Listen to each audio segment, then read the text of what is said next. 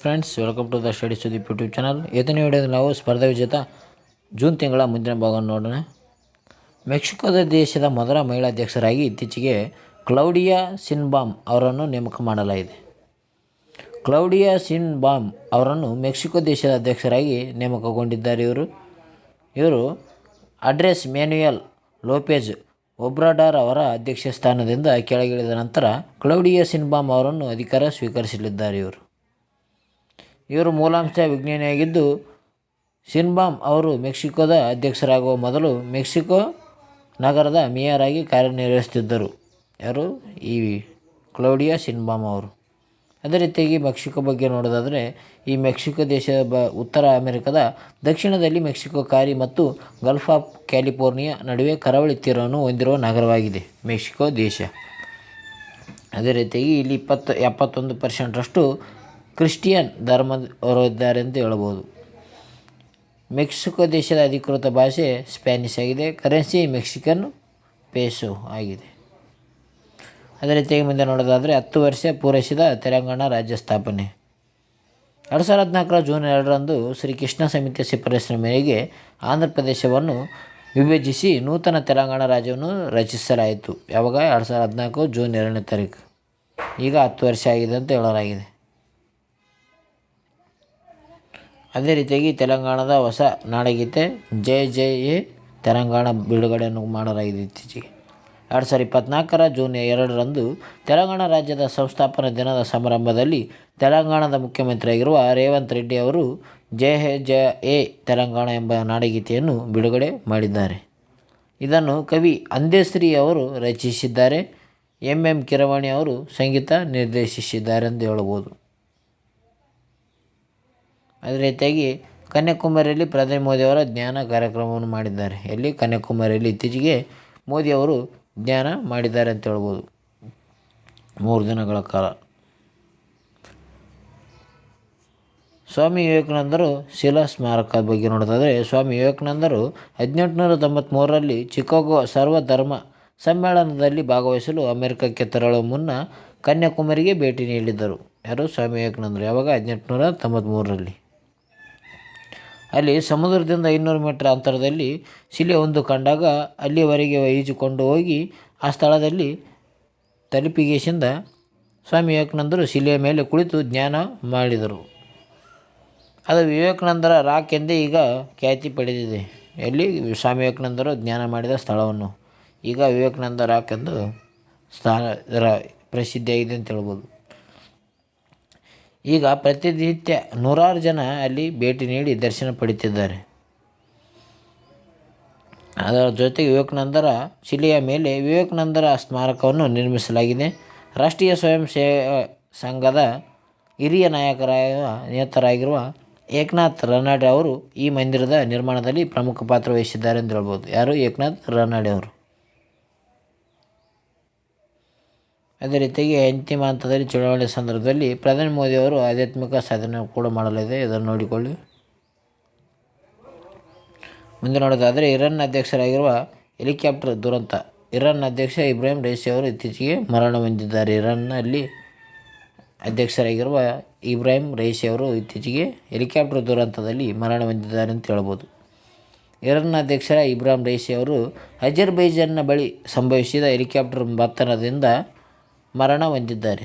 ಅವರಿಗೆ 63 ವಯಸ್ಸಾಗಿತ್ತು. ಇವರ ಜೊತೆಯಲ್ಲಿ ಇರಾನ್ನ ವಿದೇಶಾಂಗ ಸಚಿವರಾಗಿರುವ ಅಮೀರ್ ಅಬ್ದುಲ್ಲಾಹಿ ಯಾನ್ ರವರು ಮತ್ತು ಇತರೆ ಅಧಿಕಾರಿಗಳು ಮೃತಪಟ್ಟಿದ್ದಾರೆ ಅಂತ ಹೇಳ್ಬೋದು. ಹೆಲಿಕಾಪ್ಟರ್ ಪತನದ ಸ್ಥಳ ಯಾವುದಪ್ಪ ಅಂತಂದರೆ ಅಜರ್ಬೈಜಾನ್ ಮತ್ತು ಇರಾನ್ ಗಡಿಯ ದುರ್ಗಮ ಪ್ರದೇಶದಲ್ಲಿ. ಇರಾನ್ ಅಧ್ಯಕ್ಷ ಆಗಿರುವ ಇಬ್ರಾಹಿಂ ರೈಸಿ ಸೇರಿದಂತೆ 8 ಮಂದಿಯನ್ನು ಮೃತದೇಹಗಳು ಪತ್ತೆ ಮಾಡಲಾಗಿದೆ. ಹೆಲಿಕಾಪ್ಟರ್ಗೆ ಬೆಂಕಿ ಹತ್ತಿಕೊಂಡ ಸ್ಥಳವು ಅಜರ್ಬೈಜಾನ್ ಮತ್ತು ಇರಾನ್ ಗಡಿಯಿಂದ 20 ಕಿಲೋಮೀಟರ್ ದಕ್ಷಿಣದಲ್ಲಿ ಕಡಿದಾದ ಪರ್ವತವೊಂದರಲ್ಲಿ ಪಕ್ಕದಲ್ಲಿ ಇದೆ ಅಂತ ಹೇಳ್ಬೋದು. ಅದೇ ರೀತಿ ಇಬ್ರಾಹಿಂ ಅವರು ಅಜರ್ಬೈಜಾನ್ಗೆ ಹೋಗಲು ಕಾರಣ ಏನಂತಪ್ಪ ಅಂತಂದರೆ ಅಲ್ಲಿ ಅಣೆಕಟ್ಟು ಉದ್ಘಾಟನೆಗೆ ಹೋಗಿದ್ದರು. ಅಲ್ಲಿ ಅಜರ್ಬೈಜಾನ್ನ ಅರಾಸ್ ನದಿಯ ಅಡ್ಡಲಾಗಿ ನಿರ್ಮಿಸಿರುವ ಅಣೆಕಟ್ಟು ಉದ್ಘಾಟನೆಗಾಗಿ ಇಬ್ರಾಹಿಂ ರೈಸಿ ಅವರು ಅಲ್ಲಿಗೆ ಆಗಮಿಸಿದ್ದಾರೆ ಅಂತ ಹೇಳ್ಬೋದು. ಈ ಕಾರ್ಯಕ್ರಮದಲ್ಲಿ ಅಜರ್ಬೈಜಾನ್ ಅಧ್ಯಕ್ಷ ಇಲ್ಹಾಮ್ ಅಲಿಯೇವ್ ಕೂಡ ಇದ್ದರು. ಉದ್ಘಾಟನೆ ಮಾಡಿ ಹಿಂತಿರುಗುವಾಗ 3 ಹೆಲಿಕಾಪ್ಟರ್ಗಳಲ್ಲಿ 2 ಹೆಲಿಕಾಪ್ಟರ್ಗಳು ಸುರಕ್ಷಿತವಾಗಿ ಟೆಹರಾನ್ಗೆ ತಲುಪಿದೆ. ಆದರೆ ಅಧ್ಯಕ್ಷ ಮತ್ತು ವಿದೇಶಾಂಗ ಸಚಿವರಿದ್ದ ಹೆಲಿಕಾಪ್ಟರ್ಗಳು ಅಲ್ಲೇ ಪತನಗೊಂಡಿದೆ ಅಂತ ಹೇಳ್ಬೋದು. ಇರಾನ್ನ ಅಧ್ಯಕ್ಷರ ಇಬ್ರಾಹಿಂ ರೈಸಿ ಅವರ ಬಗ್ಗೆ ನೋಡೋದಾದರೆ ಇವರು 8ನೇ ಅಧ್ಯಕ್ಷರಾಗಿ ಆಯ್ಕೆಯಾಗಿದ್ದರು ಇತ್ತೀಚೆಗೆ 2021ರಲ್ಲಿ. ಇಬ್ರಾಹಿಂ ರೈಸಿ ಅವರು ಅಧ್ಯಕ್ಷರಾಗಿ ಅಧಿಕಾರಾವಧಿಯಲ್ಲಿ ಇರಾನ್ ದೇಶವು ಇಸ್ರೇಲ್ ಮೇಲೆ ಭಾರೀ ಪ್ರಮಾಣದಲ್ಲಿ ದಾಳಿ ನಡೆಸುತ್ತೆ ಅಂತ ಹೇಳ್ಬೋದು ಇವರ ಅಧ್ಯಕ್ಷರಾಗಿದ್ದಾಗ. ಅದರ ಜೊತೆಗೆ ಹಮಾಸ್ ಬಂಡುಕೋರರ ಸಂಘಟನೆಗೆ ಇರಾನ್ ದೇಶ ಬೆಂಬಲವನ್ನು ನೀಡುತ್ತಾ ಇತ್ತು. ಭಾರತದೊಂದಿಗೆ ಇಬ್ರಾಹಿಂ ರೈಸಿ ಸಂಬಂಧ ಹೇಗಿತ್ತಪ್ಪ ಅಂತಂದರೆ ಜಮ್ಮು ಕಾಶ್ಮೀರ ಸೇರಿ ಹಲವು ಮಹತ್ವದ ವಿಷಯಗಳಲ್ಲಿ ಇಬ್ರಾಹಿಂ ರೈಸಿ ಭಾರತ ಪರ ನಿಲುವುಗಳನ್ನು ವ್ಯಕ್ತಪಡಿಸುತ್ತಿದ್ದರು. ಇರಾನ್ನ ಚಾಬಾರ್ ಬಂದರಿನ ಒಂದು ಭಾಗದ ಶಾಹಿದ್ ಬೇಹಸ್ತಿ ಬಂದರಿನ ಅಭಿವೃದ್ಧಿ ಮತ್ತು ನಿರ್ವಹಣೆಯ ಜವಾಬ್ದಾರಿಯನ್ನು ಭಾರತಕ್ಕೆ ನೀಡುವ ಒಪ್ಪಂದವನ್ನು ಮಾಡಿಕೊಳ್ಳಲಾಗಿತ್ತು ಅಂತ ಹೇಳ್ಬೋದು. ಜೊತೆಗೆ ಅವರ ಅವಧಿಯಲ್ಲಿ ಉಭಯ ದೇಶಗಳ ಸಂಬಂಧ ಸಾಕಷ್ಟು ಸುಧಾರಣೆಗಳು ಕಂಡಿತ್ತು. ಅದರ ಜೊತೆಗೆ ರಷ್ಯಾಕ್ಕೆ ಇರಾನ್ ಕೂಡ ಡ್ರೋನ್ಗಳನ್ನು ಪೂರೈಸಿದೆ ಅಂತ ಹೇಳ್ಬೋದು. ಇರಾನ್ಗೆ ಹಂಗಾಮಿ ಅಧ್ಯಕ್ಷರಾಗಿ ನೇಮಕ ಮಾಡಿದ್ದಾರೆ. ಅಂದರೆ ಇವರು ಇಬ್ರಾಹಿಂ ರೈಸಿ ಸಾಯಣ ಈ ಮೊಹಮ್ಮದ್ ಮುಖ್ಬರ್ ಅವರನ್ನು ಇರಾನ್ನ ಹಂಗಾಮಿ ಅಧ್ಯಕ್ಷರಾಗಿ ನೇಮಿಸಲಾಗಿದೆ ಅಂತ ಹೇಳ್ಬೋದು. ಅದೇ ರೀತಿಯಾಗಿ ಇರಾನ್ನ 3 ಕಡು ವೈರಿಗಳ ರಾಷ್ಟ್ರಗಳು ಯಾವಪ್ಪ ಅಂತಂದರೆ ಮೊದಲನೇದಾಗಿ ಅಮೇರಿಕ. ಇದನ್ನು ದೊಡ್ಡ ಸೈತಾನೆಂದು ಈ ಇರಾನ್ ದೇಶದವರು ಕರೀತಾರೆ ಇದಕ್ಕೆ. ಎರಡನೇದಾಗಿ ಇಸ್ರೇಲ್, ಇದಕ್ಕೆ ಮರಿ ಸೈತಾನೆಂದು ಕರೀತಾರೆ. ಯಾವ ದೇಶಕ್ಕೆ? ಇಸ್ರೇಲ್ ದೇಶಕ್ಕೆ. ಮೂರನೇದಾಗಿ ಸೌದಿ ಅರೇಬಿಯಾ ಯಾಕಪ್ಪ ಇದರ ಕಡುವೈರಿ ಅಂತ ನೋಡೋದಾದರೆ ಮುಸಲ್ಮಾನ ರಾಷ್ಟ್ರವಾಗಿದ್ದರೂ ಇರಾನ್ ಶಿಯಾ ಪಂಗಡ ಪ್ರಧಾನಿಯಾಗಿದೆ. ಅಂದರೆ ಈ ಇರಾನ್ನಲ್ಲಿ ಶಿಯಾ ಪಂಗಡದವರಿದ್ದಾರೆ ಮತ್ತು ಸೌದಿ ಅರೇಬಿಯಾದಲ್ಲಿ ಸುನ್ನಿ ಪಂಗಡದವರಿದ್ದಾರೆ ಎಂದು ಹೇಳ್ಬೋದು. ಇಸ್ಲಾಮಿಕ್ ರಾಷ್ಟ್ರಗಳ ಮುಂದಾಳತ್ವ ವಹಿಸಿಕೊಳ್ಳುವ ವಿಷಯದಲ್ಲಿ ಅವೆರಡು ಪರಸ್ಪರ ಕಿತ್ತಾಟದಲ್ಲಿ ತೊಡಗಿದ. ಇವೆರಡರ ನಡುವೆ ಕಿತ್ತಾಟಕ್ಕೆ ಶತಮಾನ ಇತಿಹಾಸ ಇದೆ ಅಂತ ಹೇಳ್ಬೋದು. ಮುಂದೆ ನೋಡೋದಾದರೆ ICC ಪುರುಷರ T20 ವಿಶ್ವಕಪ್ 2024 ಆತಿಥ್ಯ ರಾಷ್ಟ್ರಗಳು ಯಾವಪ್ಪ ಅಂತಂದರೆ ವೆಸ್ಟ್ ಇಂಡೀಸ್ ಮತ್ತು ಅಮೇರಿಕ. ಇವೆರಡು ರಾಷ್ಟ್ರಗಳು ICC ಪುರುಷರ T20 ವಿಶ್ವಕಪ್ 2024ರ ಆತಿಥ್ಯ ರಾಷ್ಟ್ರಗಳಾಗಿವೆ. ಜೂನ್ 1ರಿಂದ ಜೂನ್ 29ರವರೆಗೆ ICC ಪುರುಷರ T20 ವಿಶ್ವಕಪ್ ಪಂದ್ಯಗಳನ್ನು ಅಂತಾರಾಷ್ಟ್ರೀಯ ಕ್ರಿಕೆಟ್ ಮಂಡಳಿಯು ಆಯೋಜಿಸಿದೆ. ವೆಸ್ಟ್ ಇಂಡೀಸ್ ಮತ್ತು ಅಮೇರಿಕ ರಾಷ್ಟ್ರಗಳು ಆತಿಥ್ಯವನ್ನು ವಹಿಸಿಕೊಂಡಿವೆ. 2024ರ ಈ ಆವೃತ್ತಿಯಲ್ಲಿ ಇದೇ ಮೊದಲ ಬಾರಿಗೆ 20 ತಂಡಗಳು ಭಾಗವಹಿಸಿವೆ. ಎಷ್ಟು? 20. T20 ವಿಶ್ವಕಪ್ನಲ್ಲಿ ಆಡಲು ICC ಸದಸ್ಯ ರಾಷ್ಟ್ರಗಳು ಅರ್ಹತಾ ಟೂರ್ನಿಯನ್ನು ಆಡಿವೆ. ಕೆನಡಾ, ಉಗಾಂಡ ಮತ್ತು ಅಮೇರಿಕ ತಂಡಗಳು ಇದೇ ಮೊದಲ ಬಾರಿಗೆ ಈ T20 ವಿಶ್ವಕಪ್ನಲ್ಲಿ ಪಾಲ್ಗೊಳ್ಳಲಿವೆ ಅಂತ ಹೇಳ್ಬೋದು. ಯಾವುವು? Canada, Uganda, America. ಇಂಪಾರ್ಟೆಂಟ್ ನೋಡಿಕೊಳ್ಳಿ. ಅದೇ ರೀತಿಯಾಗಿ ಚಾಂಪಿಯನ್ ಆದ ತಂಡಗಳ ಬಗ್ಗೆ ಕೊಟ್ಟಿದ್ದಾರೆ. 2007ರಲ್ಲಿ ನಮ್ಮ ಭಾರತ ಚಾಂಪಿಯನ್ ಆಗಿತ್ತು. 2009ರಲ್ಲಿ ಪಾಕಿಸ್ತಾನ, 2010ರಲ್ಲಿ ಇಂಗ್ಲೆಂಡ್, 2012ರಲ್ಲಿ ವೆಸ್ಟ್ ಇಂಡೀಸ್, 2014ರಲ್ಲಿ ಶ್ರೀಲಂಕಾ, 2016ರಲ್ಲಿ ವೆಸ್ಟ್ ಇಂಡೀಸ್, 2021ರಲ್ಲಿ ಆಸ್ಟ್ರೇಲಿಯಾ, 2022ರಲ್ಲಿ ಇಂಗ್ಲೆಂಡ್. ಅಂದರೆ ಇತ್ತೀಚೆಗೆ ಗೆದ್ದದ್ದು ಇಂಗ್ಲೆಂಡ್ ಅಂತ ಹೇಳ್ಬೋದು. ಅದೇ ರೀತಿಯಾಗಿ ಇದೇ ಮೊದಲ ಬಾರಿಗೆ ಅಮೇರಿಕಾದಲ್ಲಿ ವಿಶ್ವಕಪ್ ಆಯೋಜನೆ ಮಾಡ್ತಿದ್ದಾರೆ. ವಿಶ್ವದ ದೊಡ್ಡಣ್ಣ ಎಂದೇ ಖ್ಯಾತವಾದ ಅಮೇರಿಕಾದಲ್ಲಿ ಬೇಸ್ಬಾಲ್, ಬಾಸ್ಕೆಟ್ಬಾಲ್ ಮತ್ತು ಜ್ಞಾಪಕ ಬರುತ್ತದೆ ಆ ದೇಶ ಅಂದರೆ. ಆದರೆ 2024ರ T20 ವಿಶ್ವಕಪ್ನ ಅಮೇರಿಕಾದಲ್ಲಿ ನಡೆಸಲಾಗುತ್ತಿದೆ. ಈ ಮೂಲಕ ಅಮೇರಿಕರನ್ನು ಕ್ರಿಕೆಟ್ನತ್ತ ಆಕರ್ಷಿಸಲು ಇವರ ಉದ್ದೇಶ ಅಂತ ಹೇಳ್ಬೋದು. ವೆಸ್ಟ್ ಇಂಡೀಸ್ 6 ನಗರಗಳ ಜೊತೆ ಅಮೇರಿಕದ 3 ಮಹಾನಗರಗಳಲ್ಲಿ ಈ ವಿಶ್ವಕಪ್ ಪಂದ್ಯವನ್ನು ನಡೆಯಲಿವೆ. ಈ ಅಮೇರಿಕಕ್ಕೆ ಆತಿಥ್ಯ ದೊರೆತಿದ್ದು ಹೇಗೆ ಅನ್ನೋದು ನೋಡಿಕೊಳ್ಳಿ ಫ್ರೆಂಡ್ಸ್, ಪಾಸ್ ಮಾಡಿಕೊಂಡು. ಅದೇ ರೀತಿಯಾಗಿ 2026ರ T20 ವಿಶ್ವಕಪ್ ಆತಿಥ್ಯ ಯಾವ ದೇಶಪ್ಪ ಅಂತಂದರೆ ಮುಂದಿನ 2026ರ ICC ಪುರುಷರ T20 ವಿಶ್ವಕಪ್ ಟೂರ್ನಿಯು ಭಾರತ ಮತ್ತು ಶ್ರೀಲಂಕಾದಲ್ಲಿ ಜರುಗಲಿದೆ. Bharat, Sri Lanka. Important, very important. ಈ ಪ್ರಶಸ್ತಿ ಮೊತ್ತ ಅಂದರೆ ಚಾಂಪಿಯನ್ ತಂಡಕ್ಕೆ 13.3 ಕೋಟಿ ರೂಪಾಯಿ ನೀಡುತ್ತಾರೆ. ರನ್ನರ್ ಅಪ್ ತಂಡಕ್ಕೆ 6.6 ಕೋಟಿ ರೂಪಾಯಿಗಳನ್ನು ನೀಡುತ್ತಾರೆ ಅಂತ ಹೇಳ್ಬೋದು. ಮುಂದೆ ನೋಡೋದಾದರೆ 2024ರ ವಿಶ್ವ para athletic championship para athletic championship ಬಗ್ಗೆ ನೋಡೋದಾದರೆ ಇದು ಪ್ಯಾರಾ ಅಥ್ಲೆಟಿಕ್ ಇತ್ತೀಚೆಗೆ 17 ಅಂದರೆ ಮೇ 17ರಿಂದ 25ರವರೆಗೆ ಜರುಗಿದವು ಜಪಾನ್ನಲ್ಲಿ. ಅಂತಾರಾಷ್ಟ್ರೀಯ ಪ್ಯಾರಾ ಅಥ್ಲೆಟಿಕ್ ಸಂಸ್ಥೆಯು ಈ ಕ್ರೀಡಾಕೂಟವನ್ನು ಆಯೋಜಿಸಿದೆ. ಇದು 11ನೇ ಆವೃತ್ತಿಯಾಗಿದೆ ಅಂತ ಹೇಳ್ಬೋದು. ಯಾವುದು 2024ರ ವಿಶ್ವ ಪ್ಯಾರಾ ಅಥ್ಲೆಟಿಕ್ ಚಾಂಪಿಯನ್ಶಿಪ್ ಇದು 11ನೇ ಆವೃತ್ತಿಯಾಗಿದೆ. ಇದು ಪೂರ್ವ ಏಷ್ಯಾದಲ್ಲಿ ಜರುಗಿದ ಮೊದಲ ಕ್ರೀಡಾಕೂಟ ಆಗಿದೆ ಅಂತ ಹೇಳ್ಬೋದು. ಇದರಲ್ಲಿ ಭಾರತದ ಪದಕಗಳ ಪಟ್ಟಿ ಎಷ್ಟಪ್ಪ ಅಂತಂದರೆ ಭಾರತ 6 ಚಿನ್ನ, 5 ಬೆಳ್ಳಿ ಮತ್ತು 6 ಕಂಚುಗಳನ್ನು ಪದಕವನ್ನು ಗೆದ್ದು 6ನೇ ಸ್ಥಾನವನ್ನು ಪಡೆದುಕೊಂಡಿದೆ. ಚೀನಾ ಮೊದಲ ಸ್ಥಾನವನ್ನು ಪಡೆದಿದ್ದಾರೆ. 2ನೇ ಸ್ಥಾನವನ್ನು ಬ್ರೆಜಿಲ್ ಪಡೆದಿದೆ ಅಂತ ಹೇಳ್ಬೋದು.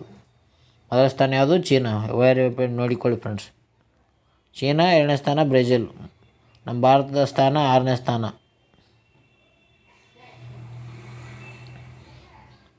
ಭಾರತದ ಓಟಗಾರ್ತಿ ಸಿಮ್ರಾನ್ ಶರ್ಮಾ ಅವರು ಚಿನ್ನದ ಪದಕವನ್ನು ಕೂಡ ಗೆದ್ದಿದ್ದಾರೆ ಅಂತ ಹೇಳ್ಬೋದು.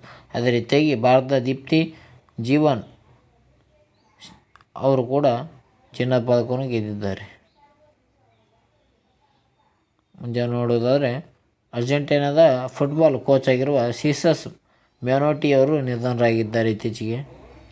ಅರ್ಜೆಂಟೀನಾ ತಂಡ 1978ರಲ್ಲಿ ಮೊದಲ ಸಲ ವಿಶ್ವಕಪ್ ಫುಟ್ಬಾಲ್ ಕಿರೀಟ ಧರಿಸಿರುವ ಪ್ರಮುಖ ಪಾತ್ರ ವಹಿಸಿದ ವರ್ಚಸ್ವಿ ಕೋಚ್ ಆಗಿರುವ ಸೀಸಸ್ ಲೂಯಿಸ್ ಮೆನೋಟಿ ಅವರು ಇತ್ತೀಚೆಗೆ ಅರ್ಜೆಂಟೀನಾದಲ್ಲಿ ನಿಧನರಾಗಿದ್ದಾರೆ ಅಂತ ಹೇಳ್ಬೋದು. ಇವರಿಗೆ 85 ವರ್ಷವಾಗಿತ್ತು.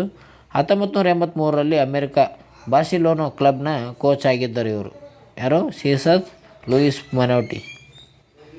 2022ರ ಫಿಫಾ ವರ್ಲ್ಡ್ ಕಪ್ ಚಾಂಪಿಯನ್ಶಿಪ್ ಯಾವುದಪ್ಪ ಅಂತಂದರೆ ಅರ್ಜೆಂಟೀನಾ. ಡಿಸ್ನಿ ಗೀತೆ ರಚನೆಯ ದಂತಕಥೆ ಆಗಿರುವ ಅಮೆರಿಕದ ರಿಚರ್ಡ್ ಎಂ ಶರ್ಮನ್ ಕೂಡ ನಿಧನರಾಗಿದ್ದಾರೆ ಇತ್ತೀಚೆಗೆ. ಮುಂದೆ ನೋಡೋದಾದರೆ ಪ್ರಸಿದ್ಧ ವನ್ಯಜೀವಿ ಕ್ಷೇತ್ರ ಜೀವಶಾಸ್ತ್ರಜ್ಞ ಮತ್ತು ಸಂರಕ್ಷಣಾ ತಜ್ಞ ಆಗಿರುವ AJT ಜಾನ್ಸಿಂಗ್ ಕೂಡ ಇವರು ನಿಧನರಾಗಿದ್ದಾರೆ ಇತ್ತೀಚೆಗೆ. ರಾಮೋಜಿ ಫಿಲ್ಮ್ ಸಿಟಿ ಸಂಸ್ಥಾಪಕ ಆಗಿರುವ ರಾಮೋಜಿ ರಾವ್ ಕೂಡ ನಿಧನರಾಗಿದ್ದಾರೆ. ಪ್ರಮುಖ ನಿಧನರಾದ ವ್ಯಕ್ತಿಗಳ ಬಗ್ಗೆ ಸ್ವಲ್ಪ ನೋಡಿಕೊಳ್ಳಿ. ಎಲ್ಲರಿಗೂ ಉಪಯೋಗ ಆಗುತ್ತದೆ. ಸಹಸ್ರ ಸರೋವರ ಚಾರಣ ದುರಂತ. ಕರ್ನಾಟಕದ 9 ಮಂದಿ ಸಾವನ್ನ ಆಗಿದ್ದಾರೆ ಅಂತ ಹೇಳ್ಬೋದು. ಅಂದರೆ ಕೇದಾರನಾಥ್ ಮತ್ತು ಗಂಗೋತ್ರಿಗೆ ಕೈಗೊಳ್ಳುವ ಯಾತ್ರೆಯ ಹಾದಿಯಲ್ಲಿ ನಡುವೆ ಇರುವ ಸಹಸ್ರ ಪರ್ವತ ಶ್ರೇಣಿಯಲ್ಲಿ ನಡೆಯುವ ಚಾರಣ ಮಾರ್ಗವಿದೆ. ಆ ಮಾರ್ಗದಲ್ಲಿ ಇತ್ತೀಚೆಗೆ ಬೆಂಗಳೂರಿನ 22 ಮಂದಿ ತಂಡ ಚಾರಣ ಮಾಡಿತ್ತು. ಆದರೆ ಅಲ್ಲಿ ವಿಪರೀತ ಹಿಮಪಾತ ಮತ್ತು ಗಾಳಿಯ ಕಾರಣದಿಂದ ಈ ತಂಡದಲ್ಲಿ 9 ಮಂದಿ ಮೃತಪಟ್ಟಿದ್ದಾರೆ ಅಂತ ಹೇಳ್ಬೋದು.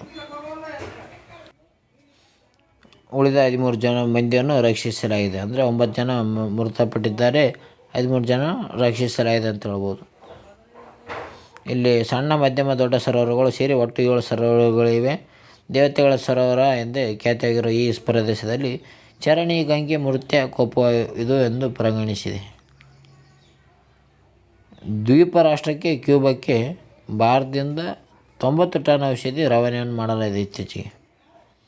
ಅಗತ್ಯ ವಸ್ತುಗಳು, ಆಹಾರ ಪದಾರ್ಥಗಳು ಮತ್ತು ಔಷಧಿ ಕೊರತೆಯಿಂದ ತತ್ತರಿಸಿದ ದ್ವೀಪ ರಾಷ್ಟ್ರ ಕ್ಯೂಬಾಗೆ ಭಾರತವು ಮಾನವೀಯತೆಯ ದೃಷ್ಟಿಯಿಂದ 90 ಟನ್ಗಳಷ್ಟು ಔಷಧಿಗಳನ್ನು ರವಾನಿಸಿದೆ ಎಂದು ಹೇಳ್ಬೋದು. ಎಷ್ಟು?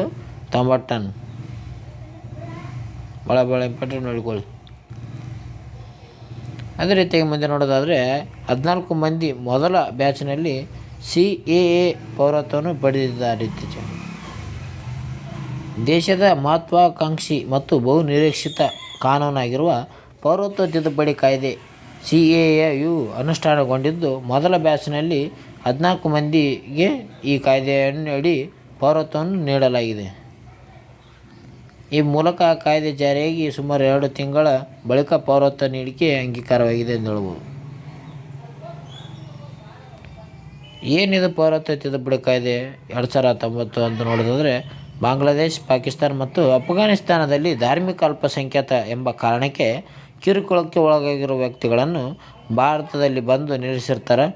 ಅಂಥ 6 ಧರ್ಮದ ವ್ಯಕ್ತಿಗಳಿಗೆ ಈ ಭಾರತದಲ್ಲಿ ಪೌರತ್ವ ನೀಡುವುದು. ಅಂದರೆ ಯಾವ್ಯಾವ ಧರ್ಮ ಅಂದರೆ ಹಿಂದೂ ಧರ್ಮ, ಬೌದ್ಧ ಧರ್ಮ, ಕ್ರೈಸ್ತ ಧರ್ಮ, ಜೈನ ಧರ್ಮ, ಪಾರ್ಸಿ ಧರ್ಮ ಮತ್ತು ಸಿಖ್ ಧರ್ಮಗಳ ವಲಸಿಗರಿಗೆ ಭಾರತ ಪೌರತ್ವ ನೀಡುವ ಸಲುವಾಗಿ ಈ ಕಾಯ್ದೆಯನ್ನು ಜಾರಿಗೊಳಿಸಲಾಗಿದೆ ಅಂತ ಹೇಳ್ಬೋದು.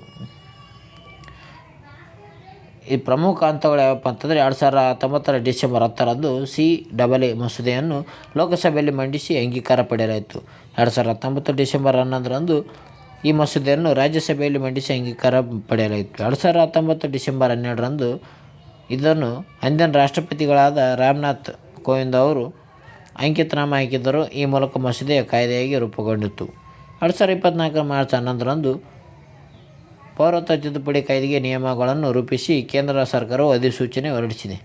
ಈ ಮೂಲಕ ಕಾಯ್ದೆಯಾಗಿ ರೂಪುಗೊಂಡು 4 ವರ್ಷ ನಂತರ ಇದು ಜಾರಿಗೆ ಬಂದಿದೆ ಅಂತ ಹೇಳ್ಬೋದು. ಮೊದಲು ಕಾಯ್ದೆ ಆಗಿತ್ತು, ಆದರೆ ಈಗ ಜಾರಿಗೆ ಬಂದಿದೆ. ಎಷ್ಟು 4 ವರ್ಷ ಆಯಿತು. ಮುಂದೆ ನೋಡೋದಾದರೆ ಭಾರತದಲ್ಲೂ ಗೂಗಲ್ ವ್ಯಾಲೆಟ್. ಪ್ರತಿಷ್ಠಿತ ಕಂಪನಿ ಗೂಗಲ್ ತನ್ನ ಗ್ರಾಹಕರಿಗೆ ಹೊಸ ತಂತ್ರಜ್ಞಾನವನ್ನು ಪರಿಚಯಿಸಿದೆ. ಆಂಡ್ರಾಯ್ಡ್ ಮತ್ತು ಮೊಬೈಲ್ ಹೊಂದಿರುವ ಗ್ರಾಹಕರಿಗೆ ಗೂಗಲ್ ವ್ಯಾಲೆಟ್ ಎನ್ನುವ ವಿಶೇಷ ಅಪ್ಲಿಕೇಶನನ್ನು ಇತ್ತೀಚೆಗೆ ಮೇ 8ರಂದು ಭಾರತದೊಂದಿಗೆ ಪರಿಚಯಿಸಿದೆ ಅಂತ ಹೇಳ್ಬೋದು. ಈ ಗೂಗಲ್ ವ್ಯಾಲೆಟ್ನ ಉಪಯೋಗಗಳ ಬಗ್ಗೆ ನೋಡಿಕೊಳ್ಳಿ. ಅದೇ ರೀತಿಯಾಗಿ ಗೂಗಲ್ ಪೇಮೆಂಟ್ ಆ್ಯಪ್ ಮತ್ತು ಗೂಗಲ್ ವ್ಯಾಲೆಟ್ ಇರುವ ಸಂಬಂಧ ಏನಿದೆಪ್ಪ ಅಂತಂದರೆ, ಗೂಗಲ್ ಪೇಮೆಂಟ್ ಆ್ಯಪು ಎಂದಿನಂತೆ ಪ್ರಾಥಮಿಕ ಪಾವತಿ ತಂತ್ರಾಂಶವಾಗಿದೆ. ಅದು ಆದರೆ ಪಾವತಿ ಹೊರತಾಗುವಂಥವುಗಳನ್ನು ಸಂಗ್ರಹಿಸಿಡಲು ಅನುಕೂಲವಾಗುವಂತೆ ಗೂಗಲ್ ವ್ಯಾಲೆಟ್ ರೂಪಿಸಲಾಗಿದೆ. ಪ್ರಸ್ತುತ ಭಾರತದಲ್ಲಿ ಲಭ್ಯವಿರುವ ಯಾವುದೇ ಡಿಜಿಟಲ್ ವ್ಯಾಲೆಟ್ಗೆ ಹೋಲಿಸಿದರೆ ವಿಸ್ತೃತ ಶ್ರೇಣಿಯ ಪಾಲುದಾರರ ಆಯ್ಕೆಗಳನ್ನು ನೀಡುವಲು ಈ ಗೂಗಲ್ 20ಕ್ಕೂ ಹೆಚ್ಚು ಭಾರತೀಯ ಬ್ರ್ಯಾಂಡ್ಗಳೊಂದಿಗೆ ಪಾಲುದಾರಿಕೆ ಹೊಂದಿದೆ ಅಂತ ಹೇಳ್ಬೋದು. ಗೂಗಲ್ ವ್ಯಾಲೆಟ್ ಹೆಚ್ಚು ಸುಧಾರಿತ ವೈಶಿಷ್ಟ್ಯತೆಗಳನ್ನು ಹೊಂದಿದೆ. ಜೊತೆಗೆ ಇದನ್ನು ಬಳಸಲು ಸುಲಭವಾಗಿದೆ. ಪ್ರಮುಖ ದಾಖಲೆಗಳನ್ನು ಒಂದೇ ಸ್ಥಳದಲ್ಲಿ ಡಿಜಿಟಲ್ ಆಗಿ ನಿರ್ವಹಿಸಬಹುದು. ಈ ಪೌರತ್ವ ಕಾಯ್ದೆ 1955ರ ಡಿಸೆಂಬರ್ 30ರಂದು ಜಾರಿ ಮಾಡಲಾಗಿದೆ. ಈ ಕಾಯ್ದೆ ಈವರೆಗೂ 6 ಬಾರಿ ತಿದ್ದುಪಡಿ ಮಾಡಲಾಗಿದೆ ಅಂತ ಹೇಳ್ಬೋದು. 1986, 1992, 2003, 2005, 2015 ಮತ್ತು 2019ರಲ್ಲಿ ಇದನ್ನು ತಿದ್ದುಪಡಿ ಮಾಡಲಾಗಿದೆ. 2019ರ ಕಾಯ್ದೆಯ CAA ಕಾಯ್ದೆ ಎನ್ನುವರು. ಮುಂದೆ ನೋಡೋದಾದರೆ ಮೇಘಾಲಯ ರಾಜ್ಯದ ಮೊದಲ ಮಹಿಳಾ ಪೊಲೀಸ್ ಮಹಾನಿರ್ದೇಶಕರಾಗಿ ಇದಾಸಿಯಾ ನೋಗ್ರಾಂಗ್ ಅವರನ್ನು ನೇಮಕ ಮಾಡಲಾಗಿದೆ. ಮೇಘಾಲಯದ ಹಿರಿಯ ಮಹಿಳಾ IPS ಅಧಿಕಾರಿ ಇದಾಸಿಯಾ ನೋಗ್ರಾಂಗ್ ಅವರನ್ನು ಮೇಘಾಲಯ ರಾಜ್ಯದ ಪೊಲೀಸ್ ಮಹಾನಿರ್ದೇಶಕ ಅಂದರೆ DGP ಅವರನ್ನಾಗಿ ಇತ್ತೀಚೆಗೆ ನೇಮಿಸಲಾಗಿದೆ. ಯಾರಿಗೆ? ಇದಾಸಿಯಾ ನೋಗ್ರಾಂಗ್. ಈ ಮೂಲಕ ಮೇಘಾಲಯ ರಾಜ್ಯ ಇತಿಹಾಸವನ್ನು ಸೃಷ್ಟಿಸಿದೆ ಅಂತ ಹೇಳ್ಬೋದು. ಅಂದರೆ ಮೇಘಾಲಯದ ಮೊದಲ ಮಹಿಳಾ DGP ಯಾರಪ್ಪ ಅಂತಂದರೆ ಇದಾಸಿಯಾ ನೋಗ್ರಾಂಗ್. ಭಾಳ ಇಂಪಾರ್ಟೆಂಟ್ ನೋಡ್ಕೊಳ್ಳಿ. ಈ ನೋಗ್ರಾಂಗ್ ಅವರು 2026 ಮೇ 19ರವರೆಗೆ ಮೇಘಾಲಯದ ಪೊಲೀಸ್ ಮುಖ್ಯಸ್ಥರಾಗಿ ಸೇವೆ ಸಲ್ಲಿಸುತ್ತಾರೆ ಎಂದು ಹೇಳ್ಬೋದು. ಇವರು ಖಾಸಿ ಸಮುದಾಯಕ್ಕೆ ಸೇರಿದ್ದಾರೆ. ಯಾರು? ಇದಾಸಿಯಾ ನೋಗ್ರಾಂಗ್ ಅವರು. ಅದೇ ರೀತಿಯಾಗಿ ಪ್ರಮುಖ ಅಂಶಗಳು ನೋಡೋದಾದರೆ ದೇಶದ ಮೊದಲ ಮಹಿಳಾ IPS ಅಧಿಕಾರಿ ಯಾರಪ್ಪ ಅಂತಂದರೆ ಅವರು ಕಿರಣ್ ಬೇಡಿ. ಉತ್ತರಾಖಂಡ್ ರಾಜ್ಯದ ಪೊಲೀಸ್ ಮಹಾನಿರ್ದೇಶಕರಾಗಿ ಕಾರ್ಯನಿರ್ವಹಿಸಿದ ಕಾಂಚನ ಚೌಧರಿ ಭಟ್ನಾಚಾರ್ ಅವರು ದೇಶದ ರಾಜ್ಯವೊಂದರ ಮೊದಲ ಮಹಿಳಾ ಪೊಲೀಸ್ ಮಹಾನಿರ್ದೇಶಕರಾಗಿ ಕಾರ್ಯನಿರ್ವಹಿಸಿದ್ದಾರೆ. ಯಾರು? ಕಾಂಚನ ಚೌಧರಿ ಭಟ್ನಾಚಾರ್. ಇವರು ಕಿರಣ್ ಬೇಡಿ ಅವರ ನಂತರ ದೇಶದ 2ನೇ ಮಹಿಳಾ IPS ಅಧಿಕಾರಿ ಆಗಿದ್ದಾರೆ ಅಂತ ಹೇಳ್ಬೋದು. ಯಾರಿಗೆ? ಕಿರಣ್ ಚೌಧರಿ ಭಟ್ನಾಚಾರ್ ಅವರು ದೇಶದ 2ನೇ IPS ಅಧಿಕಾರಿ ಆಗಿದ್ದಾರೆ. ಮೊದಲನೇ IPS ಅಧಿಕಾರಿ ಕಿರಣ್ ಬೇಡಿ. ಕರ್ನಾಟಕ ರಾಜ್ಯದ ಮೊದಲ ಮಹಿಳಾ ಪೊಲೀಸ್ ಮಹಾನಿರ್ದೇಶಕರು ಯಾರಪ್ಪ ಅಂತಂದರೆ ನೀಲಮಣಿ N. ರಾಜು. ಇಂಪಾರ್ಟೆಂಟ್ ನೋಡಿಕೊಳ್ಳಿ. ಅದೇ ರೀತಿಯಾಗಿ CBIನಲ್ಲಿ ಹೆಚ್ಚುವರಿ ನಿರ್ದೇಶಕರಾಗಿ ವೈ ವಿ ಕೃಷ್ಣ ಮತ್ತು N. ವೇಣುಗೋಪಾಲ್ ಅವರನ್ನು ಇತ್ತೀಚೆಗೆ ನೇಮಕ ಮಾಡಲಾಗಿದೆ. ಹಿರಿಯ IPS ಅಧಿಕಾರಿಗಳಾದ ವೈ ವಿ ಕೃಷ್ಣ ಮತ್ತು N. ವೇಣುಗೋಪಾಲ್ ಅವರನ್ನು ಕೇಂದ್ರ ತನಿಖಾ ದಳ ಅಂದರೆ CBIನ ಹೆಚ್ಚುವರಿ ಮಹಾನಿರ್ದೇಶಕನಾಗಿ ಮಾಡಲಾಗಿದೆ. ಅವರಿಗೆ ವೈ ವಿ ಕೃಷ್ಣ ಮತ್ತು N. ವೇಣುಗೋಪಾಲ್. ನೋಡಿಕೊಳ್ಳಿ ಅವರ ಬ್ಯಾಕ್ಗ್ರೌಂಡು. ಈ CBI ಬಗ್ಗೆ ಮಾಹಿತಿಯನ್ನು ನೋಡೋಣ. ಈ ಸೆಂಟ್ರಲ್ ಬ್ಯೂರೋ ಆಫ್ ಇನ್ವೆಸ್ಟಿಗೇಷನ್ ಅಂತ ಇದೆ ಇದರ ಫುಲ್ ಫಾರ್ಮ್ CBI. ಇದು ದೇಶದೊಳಗಿನ ಅಪರಾಧಗಳ ತನಿಖೆ ನಡೆಸುವ ಘಟಕವಾಗಿದೆ. ಈ ಸಂಸ್ಥೆ ಇಂಟರ್ಪೋಲ್ನ ಭಾರತದ ನೋಡಲ್ ಮಧ್ಯವರ್ತಿಯಾಗಿ ಕಾರ್ಯನಿರ್ವಹಿಸುತ್ತದೆ ಅಂತ ಹೇಳ್ಬೋದು. ಇಂಟರ್ಪೋಲ್ನ ಮಧ್ಯವರ್ತಿಯಾಗಿ ಈ CBI ಕಾರ್ಯನಿರ್ವಹಿಸುತ್ತದೆ. 1941 ವಿಶೇಷ ಪೊಲೀಸ್ ಸಂಸ್ಥಾಪನಾ ದಿನದಂದು ಸ್ಥಾಪನೆಗೊಂಡಿದೆ ಅದು.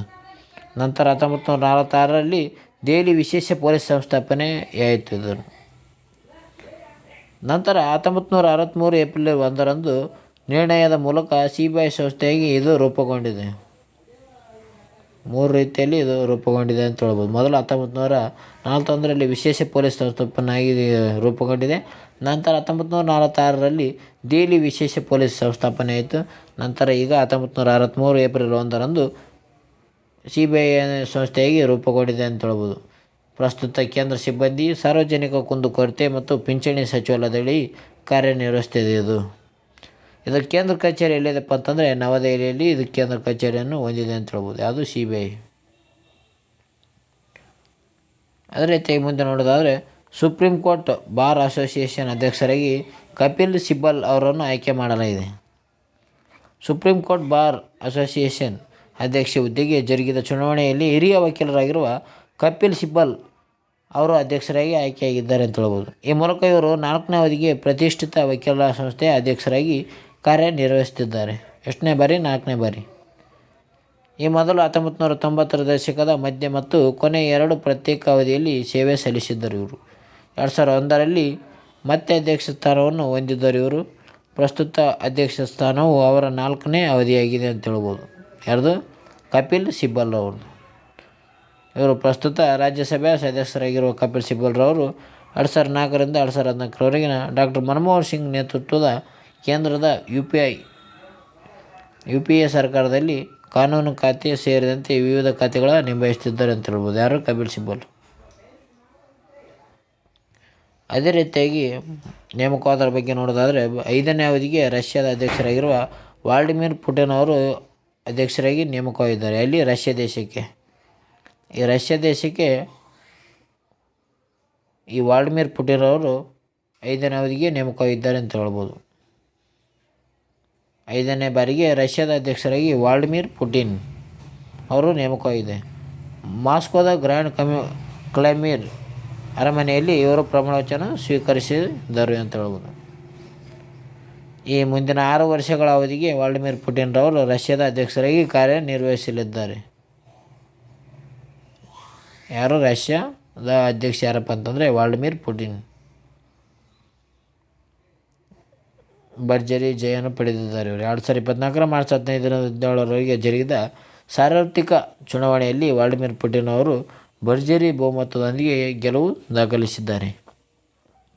ಚಲಾವಣೆಗೊಂಡ ಮತಗಳ 87.34% ಮತಗಳನ್ನು ವ್ಲಾಡಿಮಿರ್ ಪುಟಿನ್ ರವರು ಪಡೆದಿದ್ದಾರೆ ಅಂತ ಹೇಳ್ಬೋದು.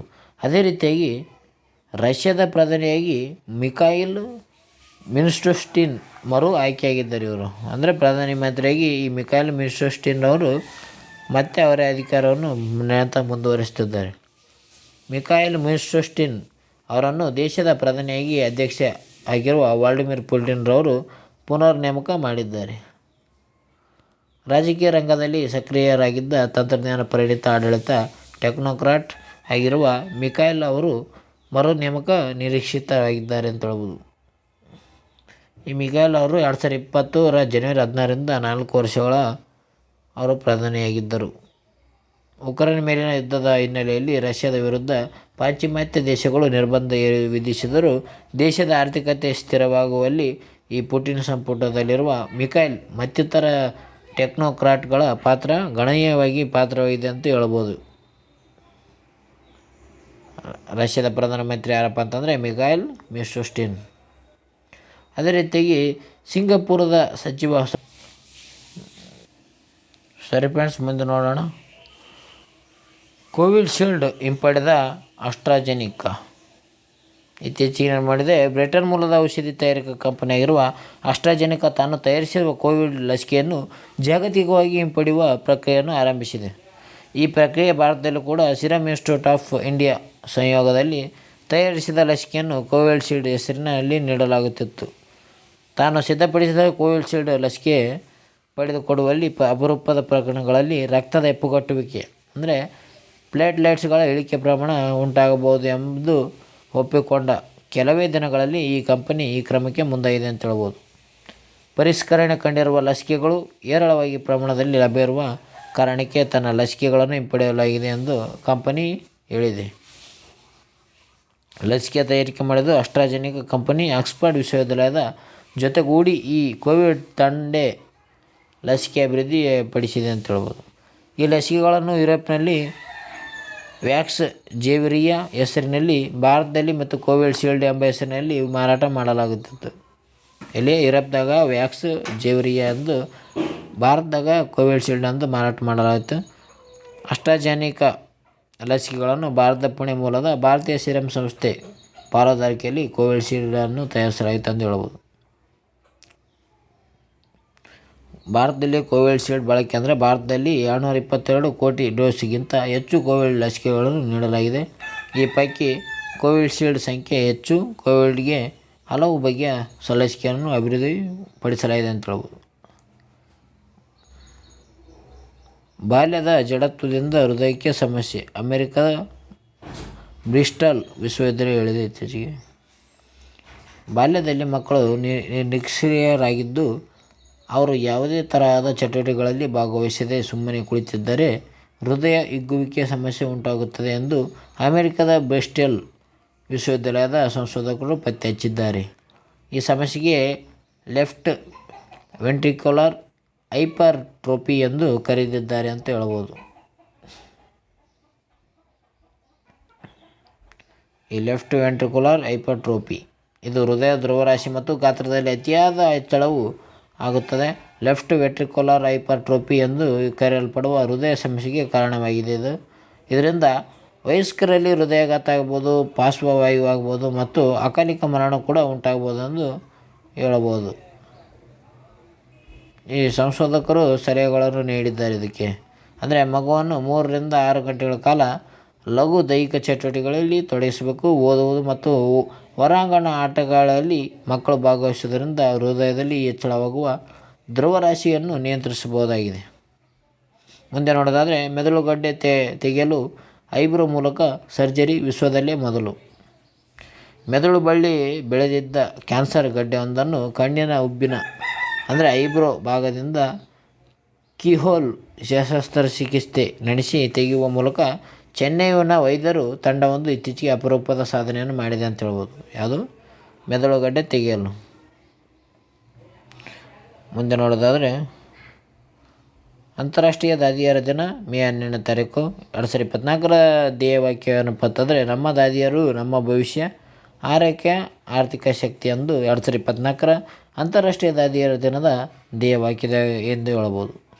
ಅಂತಾರಾಷ್ಟ್ರೀಯ ದಾದಿಯರ ಒಕ್ಕೂಟ international council of nurses ACN ಇದು ಸ್ಥಾಪನೆಯಾದ 1899. ಕೇಂದ್ರ ಕಚೇರಿ ಸ್ವಿಟ್ಜರ್ಲ್ಯಾಂಡ್ನ ಜಿನೇವಾದಲ್ಲಿದೆ. ಈ ವಿಶೇಷತೆ ಏನಪ್ಪ ಅಂತಂದ್ರೆ ಪ್ರತಿ ವರ್ಷ ದಾದಿಯರ ದಿನದ ಧ್ಯೇಯವಾಕ್ಯವನ್ನು ನಿರ್ದೇಶಿಸುತ್ತದೆ. ಯಾವುದು? ಅಂತಾರಾಷ್ಟ್ರೀಯ ದಾದಿಯರ ಒಕ್ಕೂಟ. 130ಕ್ಕೂ ಹೆಚ್ಚು ರಾಷ್ಟ್ರೀಯ ದಾದಿಯರ ಸಂಘಗಳು ಇಲ್ಲಿ ಒಕ್ಕೂಟವಾಗಿವೆ. ಮೇ 12ರಂದು ಅಂತಾರಾಷ್ಟ್ರೀಯ ದಾದಿಯರ ದಿನವನ್ನು ನಮ್ಮ ದಾದಿಯರು ನಮ್ಮ ಭವಿಷ್ಯ, ಆರೈಕೆ, ಆರ್ಥಿಕ ಶಕ್ತಿ ಎಂಬ ಧ್ಯೇಯವಾಕ್ಯದೊಂದಿಗೆ ಜಗತ್ತಿನಾದ್ಯಂತ ಆಚರಿಸಲಾಯಿತು. ದಾದಿಯರು ಸಮಾಜಕ್ಕೆ ನೀಡಿರುವ ಕೊಡುಗೆಯನ್ನು ಪರಿಚಯಿಸಲು ಪ್ರತಿ ವರ್ಷ ಫ್ಲಾರೆನ್ಸ್ ನೈಟಿಂಗೇಲ್ ರವರ ಜನ್ಮದಿನವಾದ ಮೇ 12ರಂದು ಅಂತಾರಾಷ್ಟ್ರೀಯ ದಾದಿಯರ ದಿನವನ್ನು ಆಚರಿಸಲಾಗುತ್ತದೆ. ಈ ಫ್ಲಾರೆನ್ಸ್ ನೈಟಿಂಗೇಲ್ ರವರು 1820 ಮೇ 12ರಂದು ಇಟಲಿಯ ಫ್ಲಾರೆನ್ಸ್ನಲ್ಲಿ ಜನಿಸಿದ್ದಾರೆ. ಇವರೊಬ್ಬ ಇಂಗ್ಲಿಷ್ ಸಮಾಜ ಸುಧಾರಕಿ, ಸಮಾಜಶಾಸ್ತ್ರಜ್ಞೆ ಮತ್ತು ಆಧುನಿಕ ನರ್ಸಿಂಗ್ ಸಂಸ್ಥಾಪಕ ಆಗಿದ್ದಾರೆ ಎಂದು ಹೇಳಬಹುದು. ಅದೇ ರೀತಿಯಾಗಿ ದಿ ಲೇಡಿ ವಿತ್ ಲ್ಯಾಂಪ್ ಎಂಬ ಕೀರ್ತಿಗೆ ಇವರು ಪಾತ್ರರಾಗಿದ್ದಾರೆ. ಈ ಹಿನ್ನೆಲೆಯಲ್ಲಿ ಪ್ರತಿ ವರ್ಷ ಮೇ 12ರಂದು ಅಂತಾರಾಷ್ಟ್ರೀಯ ದಾದಿಯರ ದಿನವನ್ನು ಆಚರಿಸಲಾಗುತ್ತದೆ ಅಂತ ಹೇಳ್ಬೋದು. ಅದೇ ರೀತಿಯಾಗಿ ಮುಂದೆ ನೋಡೋದಾದರೆ ಮಧುಮೇಹಕ್ಕೆ ಸೆಲ್ ಥೆರಪಿ ಚಿಕಿತ್ಸೆ ಚೀನಾ ವೈದ್ಯರ ಸಂಶೋಧನೆ. ಚೀನಾ ದೇಶದ ಸಂಶೋಧಕರು ಮಧುಮೇಹ ಸಂಬಂಧಿಸಿದಂತೆ ಚಿಕಿತ್ಸೆ ಸಂಶೋಧನೆ ಮಾಡಿರುವುದಾಗಿ ಘೋಷಿಸಿದ್ದಾರೆ ಇತ್ತೀಚೆಗೆ. ಅಂದರೆ ಸೆಲ್ ಥೆರಪಿ ಮೂಲಕ ಮೊಟ್ಟ ಮೊದಲ ಬಾರಿಗೆ ಮಧುಮೇಹ ಚಿಕಿತ್ಸೆ ನೀಡಿ ರೋಗಿಯೊಬ್ಬರನ್ನು ಸಂಪೂರ್ಣ ಗುಣ ಮಾಡಿರುವುದಾಗಿ ಈ ಚೀನಾ ದೇಶ ಹೇಳಿಕೊಂಡಿದೆ. 2021 ವ್ಯಕ್ತಿಯೊಬ್ಬನಿಗೆ ಕೋಶಗಳ ಕಸಿ ಸೆಲ್ ಟ್ರಾನ್ಸ್ಪ್ಲಾಂಟ್ ಮಾಡಲಾಗಿದೆ. ಒಂದೇ ವರ್ಷದಲ್ಲಿ ಅಂದರೆ 2022 ಆತ ಔಷಧ ಮುಕ್ತ ವ್ಯಕ್ತಿಯಾಗಿದ್ದಾನೆಂದು ಹೇಳ್ಬೋದು. ಅದೇ ರೀತಿಯಾಗಿ ಸಂಪೂರ್ಣವಾಗಿ ಗುಣಪಡಿಸಬಹುದೆಂದು ಇದು ಸಾಬೀತಾಗಿದೆ ಎಂದು ಸಂಶೋಧಕರು ಉಲ್ಲೇಖಿಸಿದ್ದಾರೆ. ಚಿಕಿತ್ಸೆ ನೀಡಿದ ವಿಧಾನಗಳ ಬಗ್ಗೆ ಕೊಟ್ಟಿದ್ದಾರೆ, ಇದನ್ನು ನೋಡಿಕೊಳ್ಳಿ ಪಾಸ್ ಮಾಡಿಕೊಂಡು.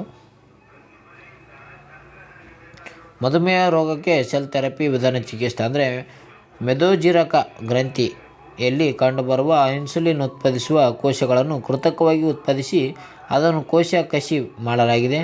ಇದು ರಕ್ತದಲ್ಲಿನ ಸಕ್ಕರೆ ಮಟ್ಟವನ್ನು ನಿಯಂತ್ರಿಸಲು ಸಹಾಯ ಮಾಡುತ್ತದೆ. ಪ್ರಾಯೋಗಿಕವಾಗಿ ಇದು ಯಶಸ್ಸು ಕಂಡಿದೆ ಎಂದು ಸಂಶೋಧಕರು ಹೇಳಿದ್ದಾರೆ. ಮುಂದೆ ನೋಡೋದಾದರೆ ಪುಣೆಯ ಸಿರಮ್ ಸಂಸ್ಥೆಯಿಂದ ಮಲೇರಿಯಾ ಲಸಿಕೆ ಮೊದಲ ಬಾರಿ ಹಂತವಾಗಿ ಆಫ್ರಿಕಾಕ್ಕೆ ಇತ್ತೀಚೆಗೆ ರಫ್ತನ್ನು ಮಾಡಲಾಗಿದೆ. ಇಲ್ಲಿ ಮಲೇರಿಯಾ ಲಸಿಕೆಯನ್ನು ಲಸಿಕೆ ತಯಾರಿಕಾ ಸಂಸ್ಥೆಯಾಗಿರುವ ಸಿರಮ್ ಇನ್ಸ್ಟಿಟ್ಯೂಟ್ ಆಫ್ ಇಂಡಿಯಾ ತನ್ನ ಮಲೇರಿಯಾ ಲಸಿಕೆ R21 ಮ್ಯಾಟ್ರಿಕ್ ಎಮ್ ಅನ್ನು ಆಫ್ರಿಕಾಕ್ಕೆ ರಫ್ತು ಮಾಡಲಾಗಿದೆ ಎಂದು ಹೇಳ್ಬೋದು. ಇಲ್ಲಿ ಆಫ್ರಿಕಾ ದೇಶಕ್ಕೆ ಲಸಿಕೆ ಅಭಿವೃದ್ಧಿಪಡಿಸಿದ್ದಾರೆ ಯಾರಪ್ಪ ಅಂತಂದರೆ ಆಕ್ಸ್ಫರ್ಡ್ ವಿಶ್ವವಿದ್ಯಾಲಯದ ಮತ್ತು ನ್ಯೂ ವ್ಯಾಕ್ಸಿನ್ ಮ್ಯಾಟ್ರಿಕ್ ಎಮ್ ಸಹಯೋಗದೊಂದಿಗೆ ಈ ಲಸಿಕೆಯನ್ನು ಅಭಿವೃದ್ಧಿಪಡಿಸಲಾಗಿದೆ. ಲಸಿಕೆಯನ್ನು ಮಕ್ಕಳಿಗೆ ಬಳಸಲು ವಿಶ್ವ ಆರೋಗ್ಯ ಸಂಸ್ಥೆ 2023 ಅಕ್ಟೋಬರ್ನಲ್ಲಿ ಅನುಮತಿ ನೀಡಿದೆ ಎಂದು ಹೇಳ್ಬೋದು. ಅದೇ ರೀತಿ ಮುಂದೆ ನೋಡೋದಾದರೆ ಕೇರಳದಲ್ಲಿ ಆತಂಕ ಸೃಷ್ಟಿಸಿದ ವೆಸ್ಟ್ ನೈಲ್ ವೈರಸ್ ಅಂದರೆ ಇತ್ತೀಚೆಗೆ ಎಲ್ಲೆಡೆ ಆತಂಕ ಸೃಷ್ಟಿಸಿದ ವೆಸ್ಟ್ ನೈಲ್ ವೈರಸ್ ಕೇರಳ ರಾಜ್ಯದಲ್ಲಿ ಕಾಣಿಸಿಕೊಂಡಿದೆ. ಇದು ಜಗತ್ತಿನ ಅನೇಕ ಭಾಗಗಳಲ್ಲಿ ವೆಸ್ಟ್ ನೈಲ್ ವೈರಸ್ ಹರಡುತ್ತಿದೆ. ಅರ್ಜೆಂಟಿಕಾ ಹೊರತುಪಡಿಸಿ ಪ್ರತಿ ಖಂಡದಲ್ಲೂ ಕೂಡ ಮನುಷ್ಯರಲ್ಲಿ ಸೋಂಕು ಉಂಟಾಗುತ್ತಿದೆ. ದೇಶದಲ್ಲಿ ಮೊದಲ ಪ್ರಕರಣ ಕೇರಳದಲ್ಲಿ ಕಂಡು ಬಂದಿದೆ ಎಂದು ಹೇಳ್ಬೋದು. ಇಲ್ಲಿ ಕೇರಳದಲ್ಲಿ ಇದು ಕೋವಿಡ್ ಹಂದಿಜ್ವರ ನಿಫಾ ಕೇರಳದಲ್ಲಿ ಮೊದಲ ಪ್ರಕರಣಗಳು ಕಾಣಿಸಿಕೊಂಡ ನಂತರ ರಾಜ್ಯಕ್ಕೆ ಹರಡಿದೆವು. ಕೇರಳದಲ್ಲಿ ನೈಲ್ ಜ್ವರದ ಪ್ರಕರಣಗಳು ಕೇರಳ ರಾಜ್ಯದ 3 ಜಿಲ್ಲೆಗಳಾದ ತ್ರಿಶೂಲ್, ಮಲಪ್ಪುರಂ ಮತ್ತು ಕೋಜಿಕೋಡ್ನಲ್ಲಿ ಇವು ವರದಿಯಾಗಿದ್ದಾವೆ ಅಂತ ಹೇಳ್ಬೋದು. ಈ ವೆಸ್ಟ್ ನೈಲ್ ವೈರಸ್ ಏನಪ್ಪ ಅಂತಂದರೆ ಇದು ಸೊಳ್ಳೆಯಿಂದ ಹರಡುವ ಏಕತಂತು RNA ವೈರಸ್ ಆಗಿದೆ. ಇದು ಫ್ಲೇವಿ ವೈರಸ್ ಮತ್ತು ಜಪಾನ್ ಎನ್ಸೆಫಾಲಿಟಿಸ್ ಮತ್ತು ಹಳದಿ ಜ್ವರವನ್ನು ಉಂಟು ಮಾಡುವ ವೈರಸ್ಗೆ ಸಂಬಂಧಿಸಿದಾಗಿದೆ ಎಂದು ಹೇಳ್ಬೋದು. ಕೊಲೆಕ್ಸ್ ಜಾತಿಯ ಸೊಳ್ಳೆಗಳು ಪ್ರಮಾಣಕ್ಕೆ ಮುಖ್ಯ ಕಾರಣವಾಗಿದೆ ಅಂತ ಹೇಳ್ಬೋದು. ಜೊತೆಗೆ ಸೋಂಕಿತ ಸೊಳ್ಳೆಗಳು, ಪಕ್ಷಿಗಳು ಸೇರಿದಂತೆ ಮನುಷ್ಯರ ಪ್ರಾಣಿಗಳಿಗೆ ರೋಗಗಳನ್ನು ಇದು ಹರಡುತ್ತದೆ. ಇದರ ವೈರಸ್ ಲಕ್ಷಣಗಳು ಕೊಟ್ಟಿದ್ದಾರೆ. ಅಧಿಕ ಜ್ವರ, ತಲೆನೋವು, ಕುತ್ತಿಗೆ ಇನ್ನೂ ಮುಂತಾದ ವಿಧಗಳ ಲಕ್ಷಣಗಳಿಂದ ಇದು ವೈರಸ್ ಹರಡುತ್ತದೆ ಅಂತ ಹೇಳ್ಬೋದು. ಮಹಾರಾಷ್ಟ್ರದಲ್ಲಿ ಕೋವಿಡ್ ಹೊಸ ತಳಿ ಫ್ಲಿಟ್ ಪತ್ತೆಯಾಗಿದೆ ಇತ್ತೀಚೆಗೆ. ಮುಂದೆ ನೋಡೋದಾದರೆ 11 ದೇಶಗಳಲ್ಲಿ 1 ವಾರದ ಅವಧಿಯ ಮುಟ್ಟಿದ ಮಹೋತ್ಸವ. ಮಹಿಳೆಯರ ಮಾಸಿಕ ಋತುಸ್ರಾವದ ಕುರಿತು ಜನಸಮೂಹದಲ್ಲಿ ಇರುವ ಕಳಂಕಿತ ಮನೋಭಾವನೆಗಳನ್ನು ತೊರೆದು ಹಾಕುವ ನಿಟ್ಟಿನಲ್ಲಿ ಇತ್ತೀಚೆಗೆ 2024 ಮೇ 21ರಿಂದ 11 ದೇಶಗಳಲ್ಲಿ 1 ವಾರದ ಅವಧಿಯ ಮುಟ್ಟಿನ ಸಪ್ತಾಹ ಹಮ್ಮಿಕೊಳ್ಳಲಾಗಿದೆ. 8ನೇ ಆವೃತ್ತಿಯ ಈ ಕಾರ್ಯಕ್ರಮವನ್ನು 33 ರಾಷ್ಟ್ರಗಳು ಜಂಟಿಯಾಗಿ ಹಮ್ಮಿಕೊಂಡಿದ್ದವು ಅಂತ ಹೇಳ್ಬೋದು. ಈ 1 ವಾರದಲ್ಲಿ ಕಲೆ, ಕ್ರೀಡೆ, ಸಾಂಸ್ಕೃತಿಕ ಕಾರ್ಯಕ್ರಮಗಳ ಮೂಲಕ ಮುಟ್ಟಿನ ಕುರಿತು ಇವರು ಕೀಳರಿಮೆ ಮನೋಭಾವನೆಯನ್ನು ತೊಡೆದು ಹಾಕುವ ಉದ್ದೇಶವನ್ನು ಈ ಕಾರ್ಯಕ್ರಮ ಹೊಂದಿದೆ ಮತ್ತು ಶುಚಿತ್ವವನ್ನು ಕಾಪಾಡುವುದಕ್ಕೆ ಸಂಬಂಧಿಸಿದ ಮಾಹಿತಿಯನ್ನು ಇದು ನೀಡಲಾಗಿದೆ ಅಂತ ಹೇಳ್ಬೋದು. ವಿಶ್ವ ಮುಟ್ಟಿನ ಶುಚಿತ್ವ ದಿನ ಮೇ 28 ಆಚರಣೆ ಮಾಡಲಾಗುತ್ತದೆ ಅಂತ. ಅದೇ ರೀತಿ ಮುಂದೆ ನೋಡೋದಾದರೆ ದೇಶದಲ್ಲೇ ಮೊದಲ ಬಾರಿಗೆ ಮರಣಕ್ಕೆ ಫ್ರೀ ವಿಲ್ ಜಾರಿಗೆ ತಂದ ರಾಜ್ಯ ಯಾವುದಪ್ಪ ಅಂತಂದರೆ ಗೋವಾ. ಅತ್ಯಂತ ಚಿಂತಾಜನಕ ಸ್ಥಿತಿಯಲ್ಲಿರುವ ರೋಗಿಗಳಿಗೆ ಚಿಕಿತ್ಸೆ ನೀಡಿಸಲು ಅವಕಾಶ ಒದಗಿಸುವ ಚಾರಿತ್ರಿಕ ತೀರ್ಪನ್ನು ಇತ್ತೀಚೆಗೆ ಸುಪ್ರೀಂ ಕೋರ್ಟ್ ನೀಡಿದೆ. ಈ ತೀರ್ಪನ್ನು ಅನುಷ್ಠಾನಕ್ಕೆ ತಂದ ಮೊದಲ ರಾಜ್ಯ ಯಾವುದಪ್ಪ ಅಂತಂದರೆ ಗೋವಾ ರಾಜ್ಯ ಎಂದು ಹೇಳ್ಬೋದು. ಏನು ಹಿಡಿದು ಫ್ರೀ ವಿಲ್ ಮರಣ ಅಂತ ನೋಡೋದಾದರೆ ವ್ಯಕ್ತಿ ತಾನು ಉಳಿಯುವ ಸಾಧ್ಯತೆ ಭಾಳ ಕ್ಷೀಣವಾಗಿರುವ ಸಂದರ್ಭದಲ್ಲಿ ಚಿಕಿತ್ಸೆ ನಿಲ್ಲಿಸಿ ಎಂದು ಆ ವ್ಯಕ್ತಿಯೇ ಖುದ್ದು ಲಿವಿಂಗ್ ವಿಲ್ ಮೂಲಕ ಕೋರಿಕೆ ಸಲ್ಲಿಸಬಹುದು. ಅಥವಾ ವ್ಯಕ್ತಿ ವಿಲ್ ವಾರಸುದಾರರಾಗಿರುವ ಮಗಳು, ಮಗ ಅಥವಾ ಹೆಂಡತಿ ಅವರು ಕೂಡ ಈ ವಿಧಿಯನ್ನು ಈ ವ್ಯಕ್ತಿಯ ವಿಲ್ಲನ್ನು ಬರೆಯಬಹುದಾಗಿದೆ. 226ನೇ ವಿಧಿಯ ಮೂಲಕ ಹೈಕೋರ್ಟ್ಗೆ ರಿಟ್ ಅರ್ಜಿ ಸಲ್ಲಿಸಬಹುದು ಎಂದು ಸುಪ್ರೀಂ ಕೋರ್ಟ್ ಹೇಳಿದೆ. ಇದು ಪ್ರಕರಣ ಬಗ್ಗೆ ಕೊಟ್ಟಿದ್ದಾರೆ, ನೋಡಿಕೊಳ್ಳಿ ಒಂದು ಸಲ ಫ್ರೆಂಡ್ಸ್. ಮುಂದೆ ನೋಡೋದಾದರೆ ಆಯುರ್ವೇದ ವಿಜ್ಞಾನದ ಕೇಂದ್ರೀಯ ಸಂಶೋಧನಾ ಮಂಡಳಿಯ ವತಿಯಿಂದ ಪ್ರಗತಿ 2024 ಕಾರ್ಯಕ್ರಮವನ್ನು ಆಯೋಜಿಸಲಾಯಿತು. ಆಯುರ್ವೇದ ಕ್ಷೇತ್ರದಲ್ಲಿ ಸಂಶೋಧನೆ ಮತ್ತು ನಾವೀನ್ಯತೆಯನ್ನು ಉತ್ತೇಜಿಸಲು ಕೇಂದ್ರ ಆಯುಷ್ ಸಚಿವಾಲಯದ ಅಡಿಯಲ್ಲಿ ಸ್ವಾಯತ್ತ ಸಂಸ್ಥೆಯಾದ ಆಯುರ್ವೇದ ವಿಜ್ಞಾನದ ಕೇಂದ್ರೀಯ ಸಂಶೋಧನಾ ಮಂಡಳಿಯು ಪ್ರಗತಿ 2024 ಆಯೋಜನೆ ಮಾಡಲಾಯಿತು ಅಂತ ಹೇಳ್ಬೋದು. ಇದನ್ನು ನವದೆಹಲಿಯಲ್ಲಿ ಉದ್ಘಾಟನೆ ಮಾಡಲಾಯಿತು. ಆಯುರ್ವೇದ ವಿಜ್ಞಾನ ಕೇಂದ್ರೀಯ ಸಂಶೋಧನಾ ಮಂಡಳಿ ಆಯುಷ್ ಸಚಿವಾಲಯ ಸ್ವಾಯತ್ತ ಸಂಸ್ಥೆಯಾಗಿದೆ. ಆಯುರ್ವೇದ, ಯೋಗ ಮತ್ತು ಪ್ರಕೃತಿ ಚಿಕಿತ್ಸೆ, ಯುನಾನಿ, ಸಿದ್ಧ, ಹೋಮಿಯೋಪತಿಯನ್ನು ಒಳಗೊಂಡಿದೆ. ಅದು ಆಯುರ್ವೇದಕ್ಕೆ ಸಂಬಂಧಿಸಿದ ಶಿಕ್ಷಣ ಮತ್ತು ಸಂಶೋಧನಾ ಕೇಂದ್ರವು ಗುಜರಾತ್ ಜಾಮ್ನಲ್ಲಿದೆ. ವಿಶ್ವದ ಅತಿ ಶ್ರೀಮಂತ ನಗರ ನ್ಯೂಯಾರ್ಕ್ ಎಂಬ ಸ್ಥಾನಕ್ಕಿದೆ. ಅಂದರೆ ಜಗತ್ತಿನ ಶ್ರೀಮಂತ ನಗರಗಳು ಯಾವಪ್ಪ ಅಂತಂದರೆ 1ನೇದು ನ್ಯೂಯಾರ್ಕ್, 2ನೇದು ಉತ್ತರ ಕ್ಯಾಲಿಫೋರ್ನಿಯಾ, 3ನೇದು ಟೋಕಿಯೋ, 4ನೇ ಸ್ಥಾನ ಸಿಂಗಾಪುರ್, 5ನೇ ಸ್ಥಾನ ಲಂಡನ್. ವಿಶ್ವದ ಶ್ರೀಮಂತ ನಗರಗಳ ಪಟ್ಟಿಯಲ್ಲಿ ಅಮೆರಿಕ ನ್ಯೂಯಾರ್ಕ್ ಮೊದಲ ಸ್ಥಾನ ಪಡೆದಿದೆ. ಇದು $3 ಟ್ರಿಲಿಯನ್ ಸಂಪತ್ತಿದೆ ಎಂದು ಹೇಳ್ಬೋದು. ಇಲ್ಲಿ 60 ಮಂದಿ ಬಿಲಿಯನರ್ಗಳು ಇದ್ದಾರೆ ಅಂತ ಹೇಳ್ಬೋದು. ವಿಶ್ವದ 50 ಶ್ರೀಮಂತ ನಗರಗಳ ಪೈಕಿ ಮುಂಬೈ 24ನೇ ಸ್ಥಾನವನ್ನು ಪಡೆದುಕೊಂಡಿದೆ. 37ನೇ ಸ್ಥಾನ ದೆಹಲಿ ಪಡೆದುಕೊಂಡಿದೆ. ಕಳೆದ ವರ್ಷ 50ನೇ ಪಟ್ಟಿಯಲ್ಲಿ ಸ್ಥಾನ ಗಳಿಸಿತ್ತು. ಬೆಂಗಳೂರು ಈ ವರ್ಷ ತನ್ನ ಹಿರಿಮೆಯನ್ನು ಕಳೆದುಕೊಂಡಿದೆ ಅಂತ ಹೇಳ್ಬೋದು. ಈ ವರ್ಲ್ಡ್ ಸಂಸ್ಥೆಯ ಮಾಹಿತಿಯನ್ನು ಬಳಸಿಕೊಂಡು ಶ್ರೀಮಂತ ನಗರಗಳ ಪಟ್ಟಿಗಳನ್ನು ರೂಪಿಸಲಾಗುತ್ತದೆ. ಮುಂದೆ ನೋಡೋದಾದರೆ 2050ನೇ ಸಂಸ್ಥಾಪನಾ ದಿನ ಆಚರಿಸಿಕೊಂಡ ಮುಂಬೈನ ಮಂಜಗಾಂವ್ ಹಡಗು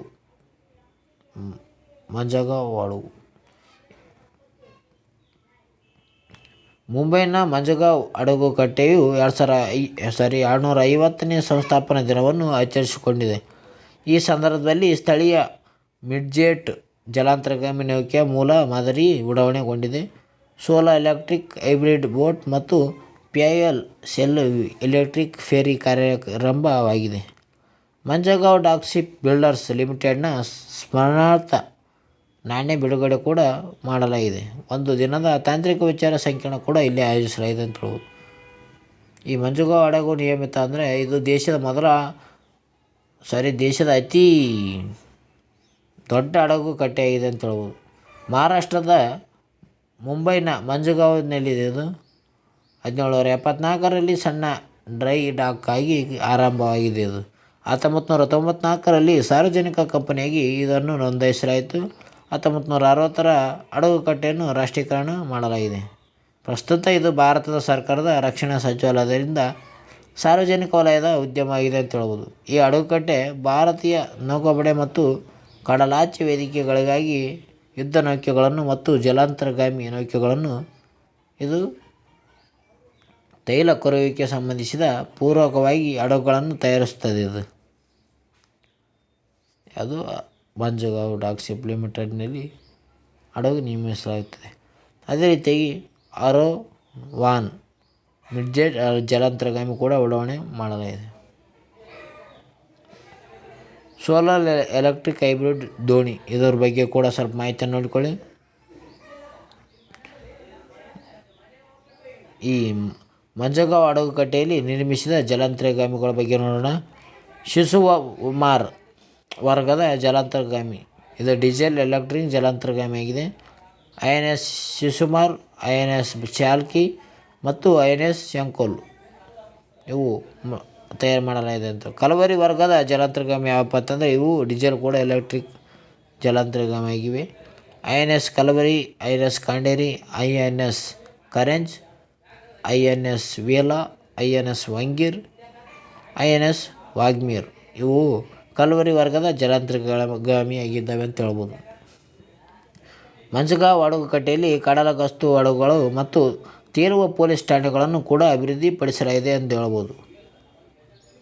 ಓಕೆ ಫ್ರೆಂಡ್ಸ್, ನಿಮಗೇನಾದರೂ ನಮ್ಮ ಚಾನಲ್ ಇಷ್ಟ ಆದ್ರೆ ಲೈಕ್ ಮಾಡಿ, ಶೇರ್ ಮಾಡಿ, ಸಬ್ಸ್ಕ್ರೈಬ್ ಮಾಡಿ. ಅದೇ ರೀತಿಯಾಗಿ ಪಕ್ಕದಲ್ಲಿರೋ ಬೆಲ್ ಐಕಾನನ್ನು ಪ್ರೆಸ್ ಮಾಡೋ ಮೂಲಕ ನಾವು ಅಪ್ಲೋಡ್ ಮಾಡೋ ವೀಡಿಯೋವನ್ನು ಬೇಗ ನೋಟಿಫಿಕೇಷನ್ ಮುಖಾಂತರ ನೋಡಿಕೊಳ್ಳಿ. ನಿಮಗೇನಾದರೂ ಈ ವಿಡಿಯೋ ಇಷ್ಟ ಆದರೆ ಕಮೆಂಟ್ ಮೂಲಕ ತಿಳಿಸಿ ಫ್ರೆಂಡ್ಸ್. ಅದೇ ರೀತಿಯಾಗಿ ಇಲ್ಲಿ ಪಕ್ಕದಲ್ಲಿರುವ ಮಂಜಗಾಂವ್ ಹಡಗುಕಟ್ಟೆಯಲ್ಲಿ ನಿರ್ಮಿಸಿದ ಯುದ್ಧ ನೌಕೆಗಳ ಬಗ್ಗೆ ಸ್ಕ್ರೀನ್ಶಾಟ್ ತೆಗೆದು ಅಥವಾ ನೋಡಿಕೊಳ್ಳಿ ಫ್ರೆಂಡ್ಸ್. ಓಕೆ ಫ್ರೆಂಡ್ಸ್, ಎಲ್ಲರಿಗೂ ಬಾಯ್.